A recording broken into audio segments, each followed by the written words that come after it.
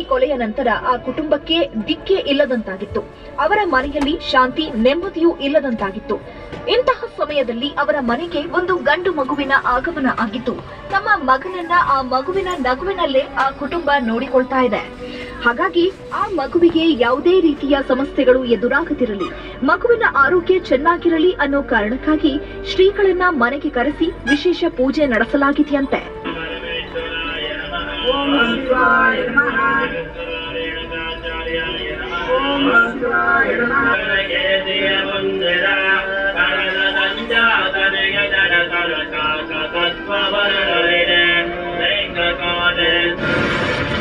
ರಂಭಾಪುರಿ ಶ್ರೀಗಳ ಜೊತೆ ಸ್ವಾಮಿ ಕುಟುಂಬದ ಒಡನಾಟ.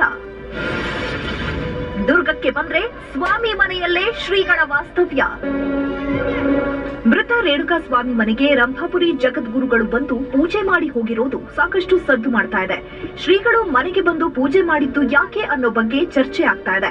ಇದಕ್ಕೆ ರೇಣುಕಾ ಸ್ವಾಮಿ ತಂದೆ ಸಹ ಪ್ರತಿಕ್ರಿಯೆ ಕೊಟ್ಟಿದ್ದು, ರಂಭಾಪುರಿ ಶ್ರೀಗಳ ಜೊತೆ ಅವರ ಕುಟುಂಬದ ಒಡನಾಟದ ಬಗ್ಗೆ ಹೇಳಿಕೊಂಡಿದ್ದಾರೆ. ಕಳೆದ 2 ದಿನಗಳ ಹಿಂದೆ ಸ್ವಾಮಿ ಮನೆಗೆ ರಂಭಾಪುರಿ ಶ್ರೀಗಳು ಬಂದಿದ್ರು.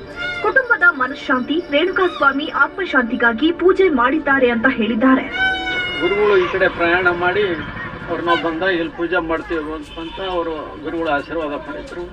ಅದೇ ರೀತಿ ಈ ಕಡೆ ಹೋಗ್ಬೇಕಾದ್ರೆ ಮೊನ್ನೆ ಬಂದು ಹಾಲ್ಟ್ ಮಾಡಿ ಬೆಳಿಗ್ಗೆ ಪೂಜೆ ನಮಗೆಲ್ಲರಿಗೂ ಪೂಜೆ ಮತ್ತು ಮಾಡಿ ಎಲ್ಲ ವಾಸ್ತುಶಾಂತಿ ಮತ್ತು ಆತ್ಮಶಾಂತಿ, ಮಗನಿಗೆ ಆತ್ಮಶಾಂತಿಯನ್ನು ಕೋರಿದ್ದಾರೆ. ಆ ಗುರುಗಳ ದಯದಿಂದ ನಮಗೆ ಒಳ್ಳೆಯದಾಗುತ್ತೆ, ನ್ಯಾಯ ಸಿಗುತ್ತೆ ಅಂತ ನಮಗೆ. ಮೊದಲಿಂದಲೂ ಕೂಡ ಸ್ವಾಮೀಜಿಗಳು ನಿಮ್ಮ ಕುಟುಂಬದ ಜೊತೆಗೆ ನಿಮ್ಮ ಮನೆಗೆ ಈ ಭಾಗದಲ್ಲಿ ಓಡಾಟ ಮಾಡಿದರೆ, ಸಂಚಾರ ಮಾಡಿದರೆ, ಬಂದು ಮೇಲ್ಗಡೆ ಹಾಲ್ಟ್ ಆಗುವಂಥದ್ದು, ಇಲ್ಲೇ ಪೂಜೆಗಳನ್ನು ಮಾಡ್ಕೊಂಡು ಹೋಗುವಂಥದ್ದು ಮಾಡ್ತಾ ಇದ್ರು. ಆದರೆ ಈ ಘಟನೆ ಆದಮೇಲೆ ಇದೇ ಮೊದಲ ಬಾರಿಗೆ ಬಂದಿರೋಂಥದ್ದು. ಇದೇ ಬಾರಿಗೆ ನಮ್ಮ ಜಗದ್ಗುರು ಬಂದಿದ್ದಾರೆ, ಬಂದು ಮಾಡಿದ್ದಾರೆ. ಅವರು ನಾವು ಅವಾಗ ಅವ್ರ ಹತ್ರ ಭಿನ್ನವಿಷಂತರೇ ಇರ್ತೀವಿ. ನಮ್ಮ ಕಷ್ಟ ಸುಖ ಎಲ್ಲ ಆಯ್ತಪ್ಪ, ಏನೂ ಆಗಲ್ಲ, ಧೈರ್ಯದಿಂದ ಇರ್ರಿ, ನಿಮ್ಮ ಪೂಜೆ ಮಾಡ್ತೀವಿ ಅಂತ ಹೇಳಿದ್ರಿಂದ ಅವ್ರು ಬಂದು ಮಾಡಿದ್ದಾರೆ. ಆ ಒಂದು ಶಕ್ತಿನೇ ನಮ್ಮನ್ನು ಕಾಪಾಡುತ್ತೆ ಅಂತ ನಮ್ಮ ನಂಬಿಕೆ ಇದೆ. ರೇಣುಕಾ ಸ್ವಾಮಿ ಮತ್ತು ರಂಭಾಪುರಿ ಶ್ರೀಗಳ ನಡುವೆ ಒಡನಾಟ ಇಂದು ನಿನ್ನೆಯದ್ದಲ್ಲ. ಮೊದಲಿನಿಂದಲೂ ಶ್ರೀಗಳ ಜೊತೆ ಸ್ವಾಮಿ ಕುಟುಂಬ ಉತ್ತಮ ಒಡನಾಟ ಇಟ್ಟುಕೊಂಡಿದೆ. ಶ್ರೀಗಳು ಚಿತ್ರದುರ್ಗ ಮಾರ್ಗದಲ್ಲಿ ಸಂಚಾರ ಇದ್ರೆ ಸ್ವಾಮಿ ಮನೆಯಲ್ಲೇ ವಾಸ್ತವ್ಯ ಹೂಡ್ತಾ ಇದ್ರು. ಎಷ್ಟೋ ಬಾರಿ ರೇಣುಕಾ ಸ್ವಾಮಿಯೇ ಶ್ರೀಗಳಿಗೆ ಸೇವೆಯನ್ನ ನೋಡಿಕೊಳ್ತಾ ಇದ್ರು. ಆದ್ರೆ ಈಗ ಸ್ವಾಮಿ ಇಲ್ಲ. ಸ್ವಾಮಿ ಸಾವನ್ನಪ್ಪಿದ ನಂತರವೂ ಶ್ರೀಗಳು ಒಮ್ಮೆ ಭೇಟಿ ಕೊಟ್ಟಿದ್ರು. ಅವರ ಕುಟುಂಬಕ್ಕೆ ಧೈರ್ಯ ತುಂಬಿ ಹೋಗಿದ್ರು. ಈಗ ಅವರೇ ಬಂದು ವಿಶೇಷ ಪೂಜೆ ನಡೆಸಿದ್ದಾರೆ.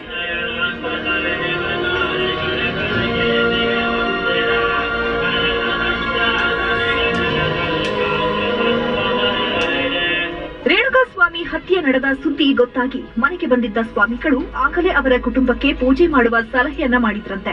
ಅದರಂತೆ ಈಗ ಸ್ವಾಮಿ ತಂದೆ ಅವರನ್ನ ಮನೆಗೆ ಆಹ್ವಾನಿಸಿ ಅವರು ಹೇಳಿದಂತೆ ಪೂಜೆ ನೆರವೇರಿಸಿದ್ದಾರೆ. ತಮ್ಮ ಭಕ್ತರ ಕುಟುಂಬ ಚೆನ್ನಾಗಿರಲಿ. ಕುಟುಂಬಗಳಲ್ಲ, 17 ಆರೋಪಿಗಳ ಕುಟುಂಬಗಳು. ಅತ್ತ ಕೊಲೆಯಾದ ರೇಣುಕಾ ಸ್ವಾಮಿ ಕುಟುಂಬ ಸಮೇತ ನೋವನ್ನ ಅನುಭವಿಸ್ತಾ ಇದೆ. ಇದರ ನಡುವೆ ದರ್ಶನ್ ಮತ್ತು ಸ್ವಾಮಿ ಕುಟುಂಬ ಇಬ್ಬರು ದೇವರು ಪೂಜೆ ಪುನಸ್ಕಾರಗಳ ಮೊರೆ ಹೋಗಿದ್ದಾರೆ.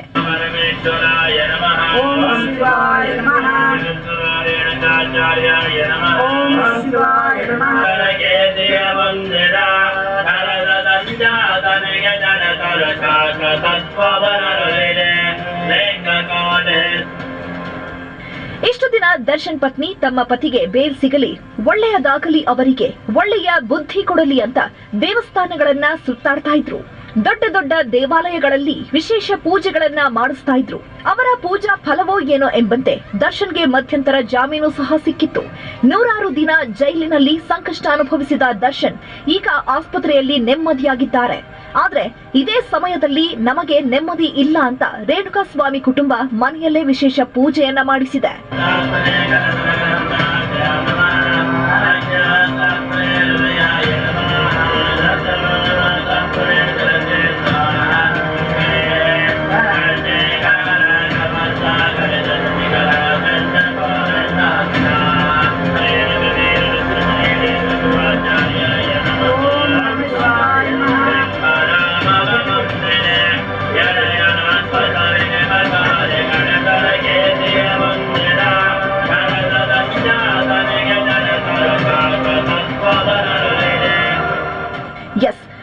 ಸಾವಿನ ನೋವು ಒಂದು ಕಡೆ, ಸ್ವಾಮಿ ಮಗುವಿನ ನಗು ಮತ್ತೊಂದು ಕಡೆ.